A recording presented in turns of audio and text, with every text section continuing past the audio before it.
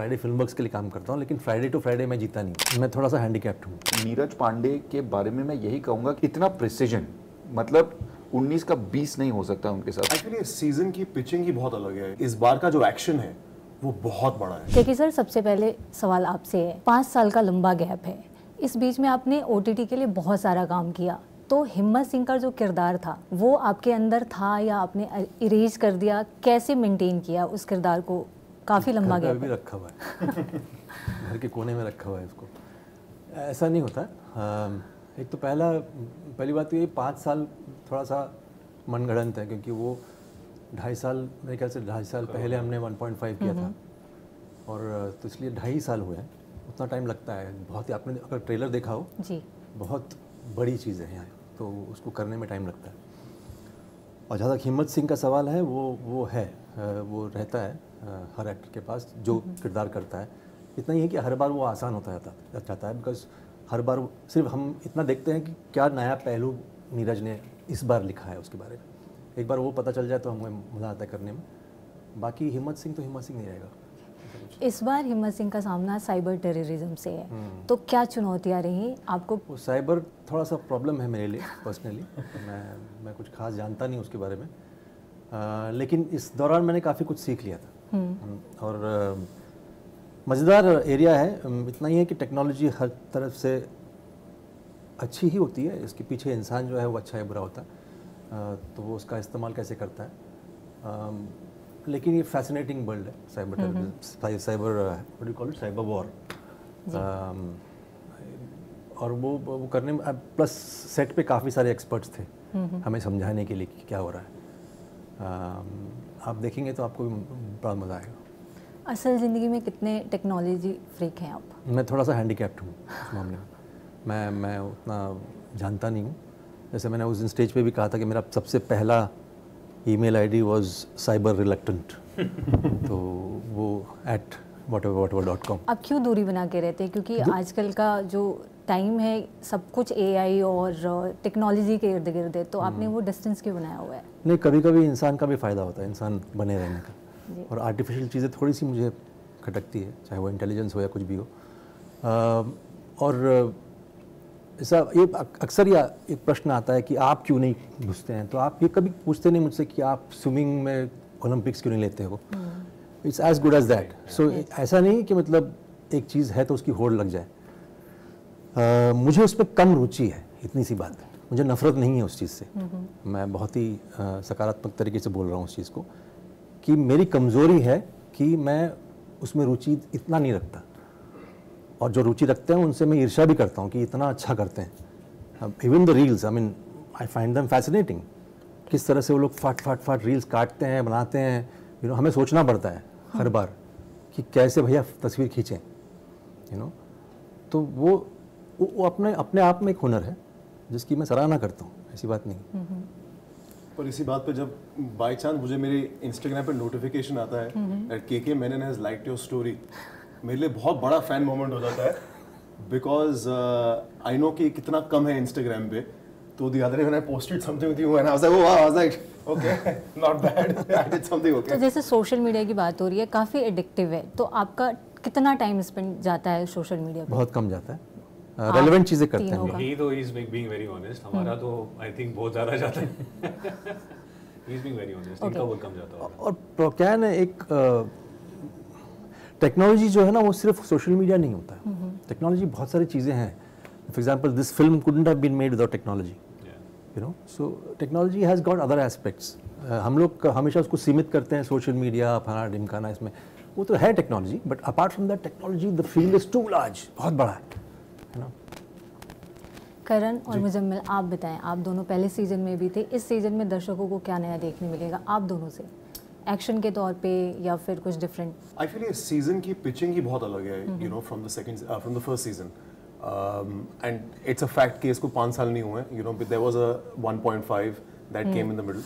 So while there is a certain harmony in the legacy, but what really separates this season specifically, I feel one कि इसका जो villain है वो बहुत अलग है, वो टेक्नोलॉजी है और वक्त है, तो that is what as agents हम लड़ रहे हैं। दूसरा ये पर्सनली मेरा ऐसा मानना है, एंड आई होप कि दर्शकों को दिखे कि इस बार का जो एक्शन है वो बहुत बड़ा है। तो ये जितनी इंस्ट्रक्शन हमें फ़ोन पर देते थे एज हिम्मत सिंह, उसको जो हमने एग्जीक्यूट किया है, those pieces, those are very large, and I personally feel कि ये आई थिंक इंडियन सेल्यूलॉइड पर आप ये सारी चीज़ें पहली बार देखेंगे एक्टर्स को खुद करते हुए। I don't think Muzammil, you also used a double. No. It's actually very different. And neither is Tahir, you know, all three of us. It's very different. The way it started and the way it is kind of अभी जो हमारी series के साथ हुआ, when हम sets पे गए, कुछ चीज़ें एक्टर को फील हो जाती हैं कि you know there is something special happening.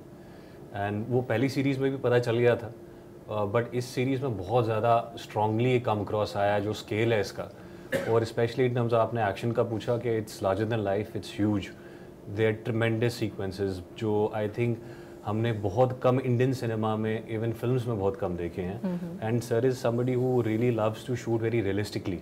जो भी उनका जो होते हैं ना, मतलब he uses his agents like weapons. So हमारे जो ब्रूजेज और ये जो उसके बाद हमारी हालत होती है वो मतलब ऐसी होती है जैसे आप बैटलफील्ड से आए हो। और मैं झूठ नहीं बोल रहा हूँ, ये करण से भी, ताहिर से भी पूछ लेंगे आप, तो we are all covered with bruises. और ये फर्स्ट सीजन में भी था और सेकंड सीजन में भी था, and we like to be use like that.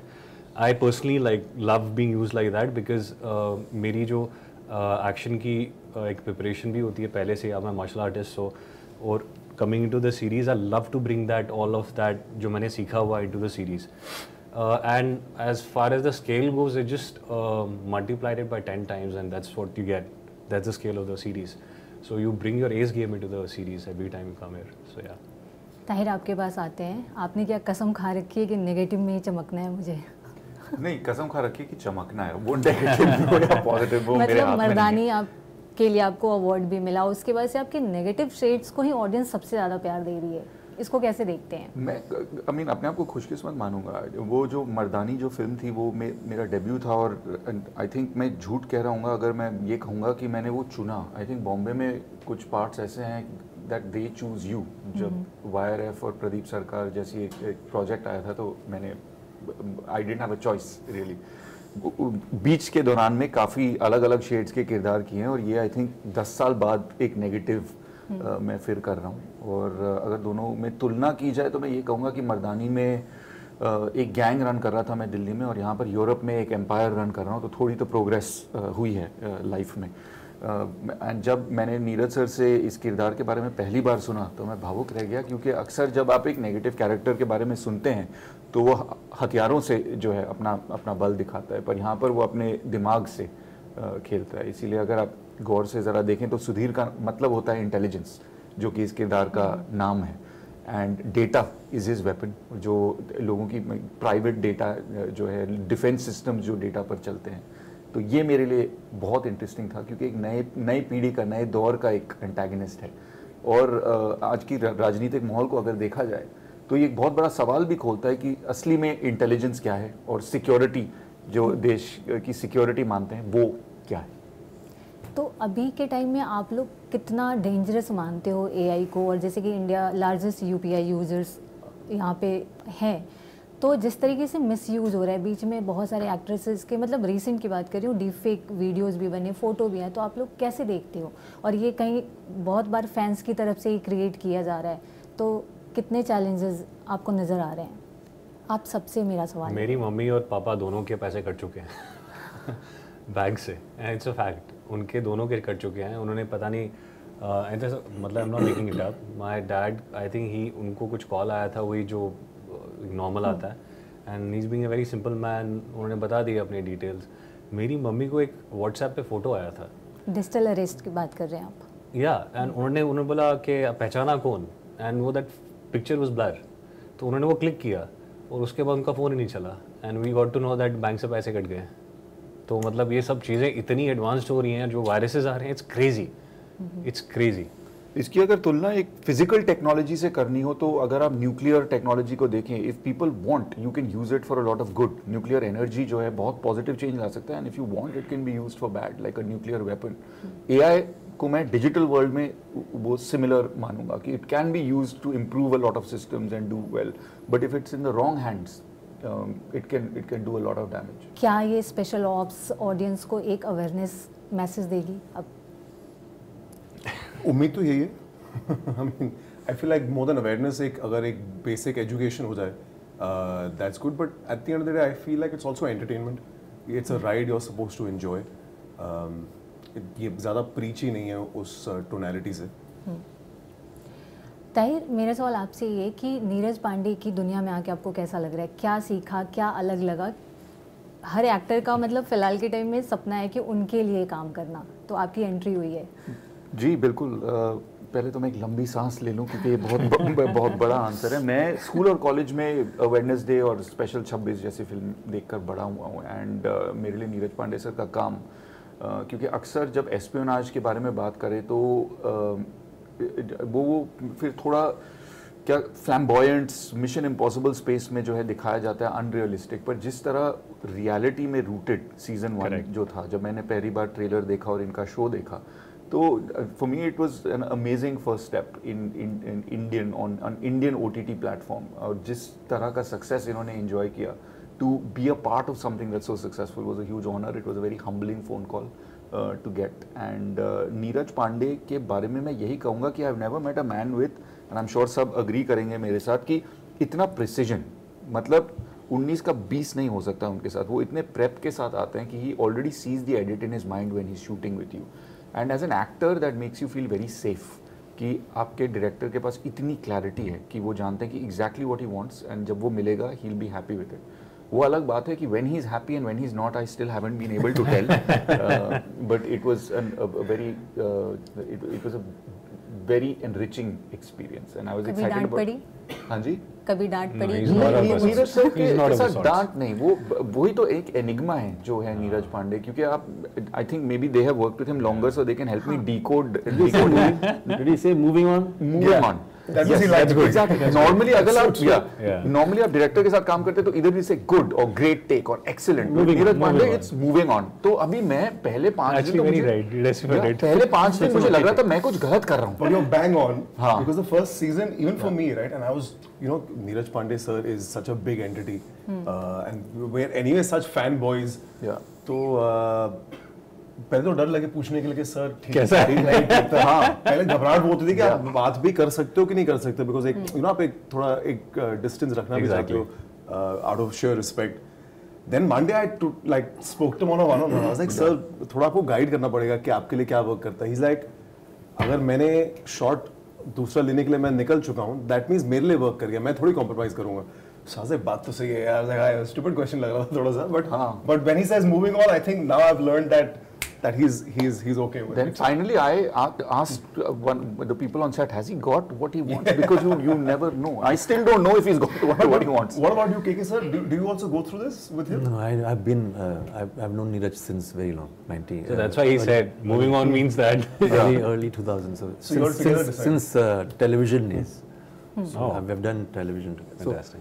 So it's that old Sheetal and Neeraj and everybody, including Shivam. So. Yeah, so that doesn't. I mean, each director has his own way of, appreciating stuff. Neeraj has a very unique way. That's all I can say. And you can, if you know him well, you can see it on his face. Yeah. But what I enjoyed was the calmness. Like there is a steadiness. Like we can be in the biggest location, there can be mad action, पर उनका जो temperament है वो बदलता नहीं. और बड़ा help करता है एज एन एक्टर आपको भी कि सेट पे कोई chaos नहीं है, कोई हीट नहीं है, कोई पॉलिटिक्स नहीं है, कुछ नहीं, चिल्लाना भी नहीं हो रहा. You're just concentrating on your job. But since आपने फैन मोमेंट्स की बात करी, एक और शख्स है जिनके साथ काम कर मैं बहुत खुश हूँ इस बार, और वो हमारे बीच आज बैठे हैं.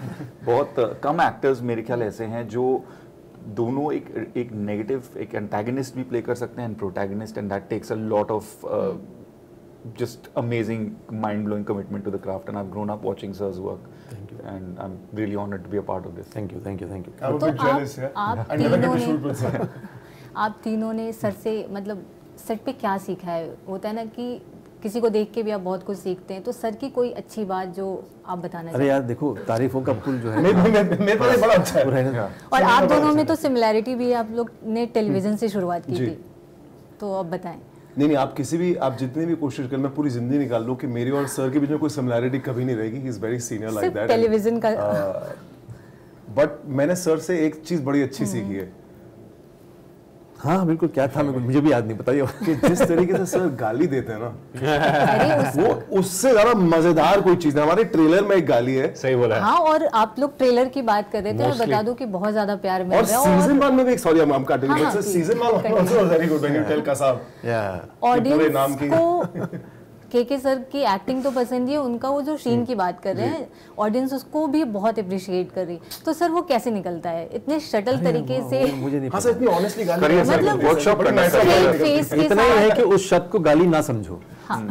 इतना ही धारणा ही की बात है ना, कि अगर मैं धारणा रखूं कि मैं एक कुछ गलत बोल रहा हूँ, गाली भी एक्सप्रेशन है ना. तो हाँ, तो वो अगर उसको मैं शब्दों का आभास की वजह से मैं उस चीज़ को बोल रहा हूँ, अलग बात है. बहुत सारे लोग हैं जिनके पास शब्द नहीं होते, तो कंप्लीट गाली से करते हैं. वो ना करें. उसको एक उसकी जो वर्ण, उसका जो ऑर्नामेंटेशन है उस सेंटेंस का, उसी का हिस्सा समझ के अगर बोल दो. ये मैं अभी भी सोच के बोल रहा हूँ, मुझे पता नहीं है, मैं ऐसे ही मतलब तो हो सकता है कि वो उस हार का ही हिस्सा बन जाए. बट अगर आपने सोचा कि मैं अभी उसको ना अलग से उसको एक्सेंचुएट करके बोलूंगा, यू नो, तो फिर वो गलत हो जाता है. तो वो फिर वो उसका हिस्सा नहीं रहता फिर. तो सर ये स्क्रिप्ट का हिस्सा होता है या वो नेचुरली आपका? नहीं, स्क्रिप्ट का, मैं ऐसे थोड़ी गाली दूंगा यार.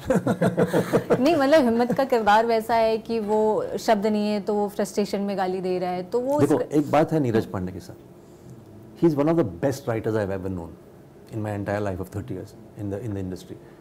ही उनका लिखा हुआ चीज़ सब कुछ खोल देता है एक एक्टर के लिए. मुझे बहुत कम करना पड़ता है, यू नो, क्योंकि वो ऐसा लिखते हैं कि मुझे वो विजुअली भी दिखता है, मुझे वो किरदार भी दिखता है, उसका बिहेवियर भी दिखता है, सब कुछ दिखता है. तो वो बहुत कम लोग कर पाते हैं. तो उससे क्या होता है ना, एक्टर का जो काम है बहुत कम हो जाता है. हमको 30% 40% काम करना पड़ता है, बाकी सब वो राइटिंग कर लेता है. तो इसीलिए मैंने ऐसा कोई मतलब यहाँ से तस से मस नहीं होता हूँ as far as this lines are concerned, because वो जब लिखते हैं तो मालूम पड़ता है. आप again if you have read number of scripts, आपको पता होता है कि इस बंदे ने बहुत काम किया है. ऐसा नहीं कि मतलब ऐसे लिख दिया सोच के एक दिन सवेरे उठ के. तो उस लाइन का कंप्लीटली परिपक्व है, मतलब वो है वहाँ का, आप उसको बदल नहीं सकते हो. मन ही नहीं करेगा आपको बदलने, समझ लो. तो कई एक्टर्स हैं कि वो लाइन बदल देते हैं, वो करता है. वो करिए तब जब आपको इतनी जानकारी हो कि उस राइटर ने उतना सोचा नहीं है उसके बारे में. बट यहाँ पे वो खेल है ही नहीं. यहाँ पे सब कुछ लिखा हुआ होता है. इसलिए मैंने कहा गाली भी, हाफ गाली भी, सब कुछ लिखा हुआ है. अब किस तरह से मैं उसको फॉर्म में लाता हूँ वो मेरा काम. सर पहला सीजन 2020 में आया था, लॉकडाउन का दौर था, उस टाइम OTT का भी इतना बोलबाला नहीं था, तो उस टाइम जो भी आया काफ़ी हिट रहा. नो डाउट की स्क्रिप्ट भी बहुत अच्छी रही. लेकिन अभी जैसे कि कुछ दिन पहले ही पताल्लोक आई थी, तो जयदीप के किरदार को तो बहुत प्यार मिला, लेकिन लोग कहीं ना कहीं लूप होल्स ढूंढ रहे थे. ऐसे भी क्रिटिसाइज किया गया कि पहले सीजन के जैसा नहीं है. तो क्या कहीं कोई डर है या आपको लगता है कि जो 5 साल का गैप है, आप 2.5 साल मान के चलिए, तो वो ऑडियंस कहीं ना कहीं थोड़ा निराश होंगे? यार मैं डर में जीता ही नहीं हूँ as far as creativity is concern, क्योंकि मेरा काम हो चुका है. मैं उस दौरान वो 40 दिन जो मेरी ज़िंदगी की चली गई है ना, वो दोबारा नहीं आने वाली. तो मैं उसको जीता हूँ. उसके बाद जो उसका हश्र होता है उस पर मैं लटकता नहीं हूँ. This is been my philosophy throughout my life. तो मैं उसके उतार चढ़ाव में अगर मैं फंस जाऊँ तो मैं आगे का काम नहीं कर पाऊँगा. तो मैं फ्राइडे टू फ्राइडे, हालांकि फ्राइडे फिल्म वर्क्स के लिए काम करता हूँ, लेकिन फ्राइडे टू फ्राइडे मैं जीता नहीं हूँ. तो मैं उस प्रकार का गलत आदमी से प्रश्न पूछ रहे हो, क्योंकि वो वैसा हूँ ही नहीं. मैं वो काम, क्योंकि वो 40 दिन मेरे लिए बहुत इंपॉर्टेंट है. वो 40 दिन कैसे गुजरे वो बहुत इंपॉर्टेंट है. मुझे उसको एंजॉय करना चाहिए creatively as well as with people. किसके साथ काम कर रहा हूँ ये बहुत महत्व रखता है मेरे लिए. Good take away. तो मैं एक बार होने के बाद फिर वो प्रोडक्ट बन गया. अब क्या होता है ना, एक प्रोडक्ट अब ये जो बनता है ना, इसको मैं एक पैदाइश कहता हूँ. तो वो पैदा हो चुका है. It's taken birth. Anything that is taken birth has a destiny. So that will have its own destiny. Now I cannot stand. It's like a parent sitting and getting dejected by his own son or daughter. वो मेरा काम नहीं है. तो मैं करता हूँ बहुत ही शिद्दत से, बहुत ही ईमानदारी से, बहुत मज़े लेकर करता हूँ. उसके बाद छोड़ देता हूँ उसके हालत पे, ताकि वो चला जाए. हाँ, ऐसा बाद में अगर किसी ने पूछा कि फलाना है इस प्रोजेक्ट के बारे में, उसका उत्तर मैं दे पाऊंगा क्योंकि मैं उस चीज़ को जिया हूँ। अब मैं चाहता हूँ कि मैं उस वक्त देखता हूँ कि किन लोगों के साथ मैं काम कर रहा हूँ, क्योंकि वो दोबारा नहीं आने वाला है।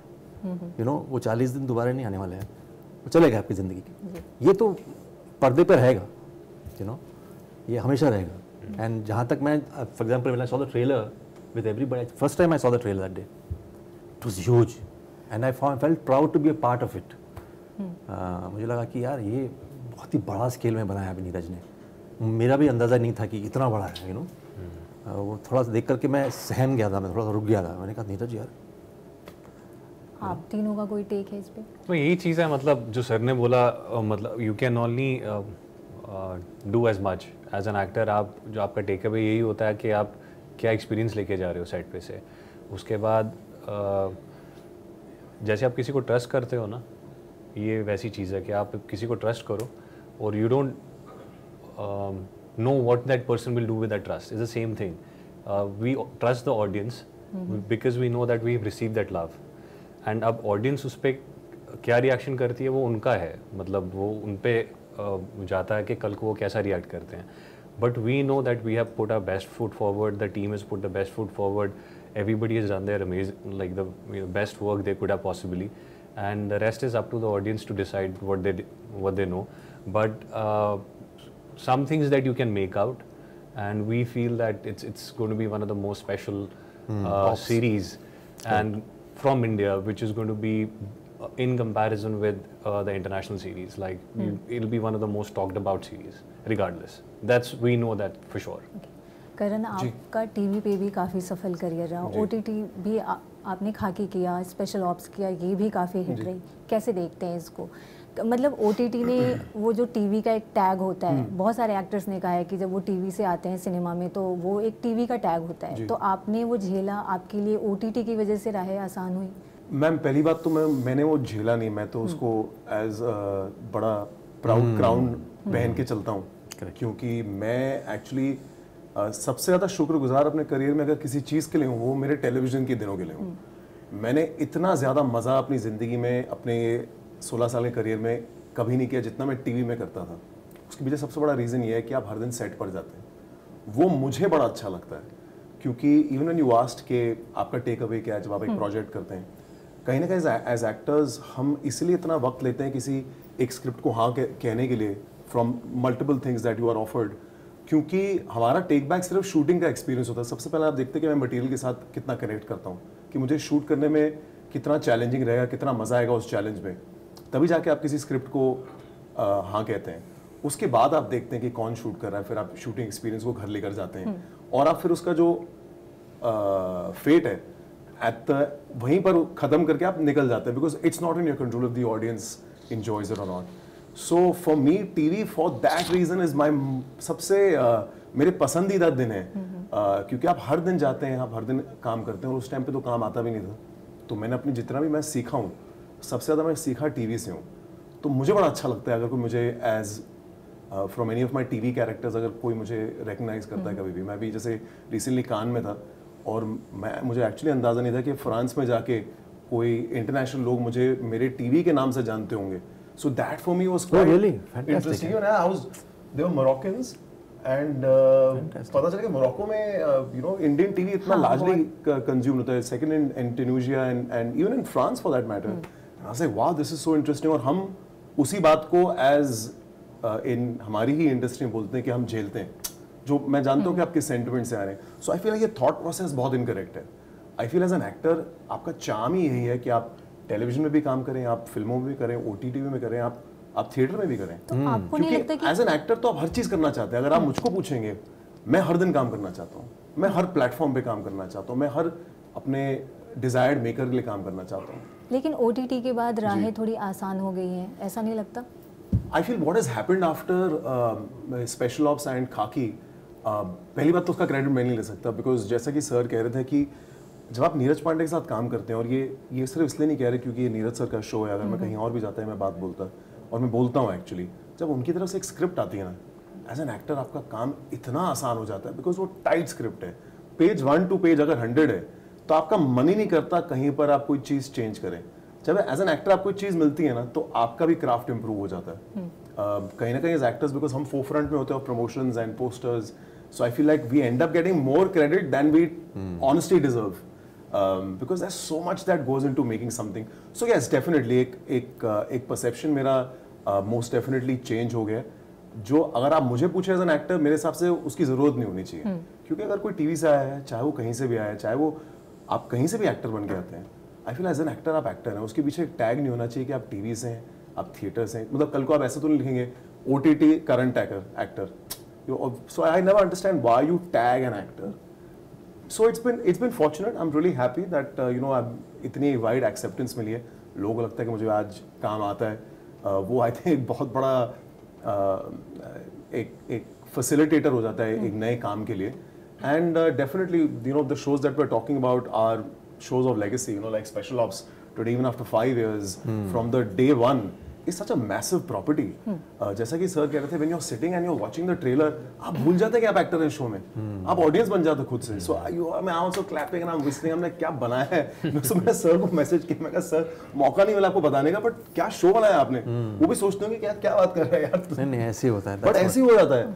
तो आई फील कि हम सारे इन चीज़ों से थोड़ा खुद एज एक्टर्स डिस्कनेक्ट हो जाते हैं, और ये इन चीज़ों का जो सक्सेस है उसमें मेरा श्रेय कुछ नहीं है. I really feel like some things luckily come together and that has helped in my favor, after Khaki or Special Ops जैसे कि आप कह रहे थे. ताहिर, जब आप स्पेशल ऑप्स टीम को ज्वाइन किया, क्या वो फील था कि नए क्लास में जो बच्चा आता है या मोहल्ले में कोई नया लड़का आ गया, क्या फीलिंग थी? बिल्कुल एग्जैक्टली दैट फीलिंग कि आप एक ऐसे बॉयज हॉस्टल में आपने ज्वाइन किया है जहाँ पे सब एक दूसरे को जानते हैं और आप नए लड़के हैं वहाँ पे. But to his credit Karan was very helpful. Like there was एक हमेशा वो रहता है कि क्या एक्सेप्ट होंगे कि नहीं होंगे, will they B welcoming. And I didn't have any scenes with him, so that's why I didn't mention it. Yeah, exactly. कि इन सब में से सबसे ज़्यादा मेरा काम करण के साथ था. But he was welcoming, he was warm, and it made me feel part of a team when I met with him. And of course, Neeraj sir was like that. पर वो feeling ज़रूर हुई थी, क्योंकि एक बहुत ही मतलब पॉपुलर एक हिट शो है. सब लोग, यहाँ तक कि क्रू भी एक दूसरे को जानता था. Most of the ADs and all in Friday Films are also the same. तो थोड़ा बहुत लगता है, पर it also helped a little bit कि जिस प्रकार का किरदार था मेरा, कि वो थोड़ा सा रिमूव था स्क्वाड से. He is not meant to be a part of the squad. तो वहाँ पर थोड़ी इस बात से हेल्प हुई. आपका स्क्रीन प्रेजेंस बहुत ही कम है, मतलब स्पेशल ऑप उसके बाद फिर आप उसके सीक्वल में ही आ रहे हैं, गैप क्यों आ रहा है? मैम पता क्या हुआ चीज़ें, जैसे स्पेशल ऑप्स 1 हुआ, ठीक है, उसके बाद we know that we went through a phase of corona, right, जिसमें काफ़ी चीज़ें जो प्लान थी नहीं हुई. और आई थिंक वो हर एक के साथ, एक्टर के साथ हुई. जो चीज़ें आपकी हो रही थी वो डिरेल हो गई. वो एक एक्टर की जर्नी होती है. उसके बाद ये हुआ कि हमने we started shooting for it in 2023. हमारा ये पता था कि हमें स्पेशल ऑप्स आ रही है. अब आप from that period to this period I knew that my character has length has increase and it was communicated. उन्होंने बताया भी था कि ऐसा हो रहा है, चीज़ें अंदर पता चल गई थी. तो आपको एक जो सिलेक्शन करनी होती है, उसके बाद आपकी एक रिस्पॉन्सिबिलिटी होती है एज एन एक्टर कि आप अभी इतना काम नहीं है, इतना पहली सीरीज़ बनती थी, अगर आप 100 सीरीज़ देख रहे हैं, अभी शायद 20 ही बन रही हैं.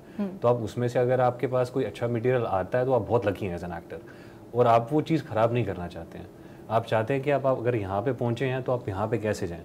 अगर everybody wants to be a working actor, everybody wants to go to the sets every day, हर रोज़, ये हर एक्टर की एक दिली ख्वाहिश होती है. मगर के सर के बगैर मैं बोलूँ कि यहाँ पे, और आई थिंक मैं अपने बारे में बोलूँगा कि हर कोई इतना लकी नहीं होता है. But what you can do as an actor, जो आपकी रिस्पॉन्सिबिलिटी होती है, जो आपको मिल रहा है, आप उसमें से बेस्ट चीज़ चूज़ करें. और मेरी रिस्पॉन्सिबिलिटी थी कि स्पेशल ऑप्स का वेट करूं और उसके बाद मैं चूज़ करूं, क्योंकि मुझे पता है कि मेरा कैरेक्टर कितनी लीप ले रहा है इसमें. और इसके बाद जो चीज़ें चेंज होंगी, आई रियली होप उसके बाद मैं डिसाइड करूँगा कि क्या करना चाहिए. क्योंकि इसमें काफ़ी चीज़ें हैं जो आप इस बार शायद निराश नहीं होंगे. I really hope. तो हम आपको आगे और भी प्रोजेक्ट्स में देखेंगे. जी, मतलब ऑब्वियसली वो तो चीज़ें चल रही हैं. बट वैसे ही अभी industry is going through a very difficult stage right now. And it's synonymous with all the actors, sir. You would agree on this? It's. I really don't look at the industry much, but ठीक है. In my defense. Yeah. If you say so, I don't know.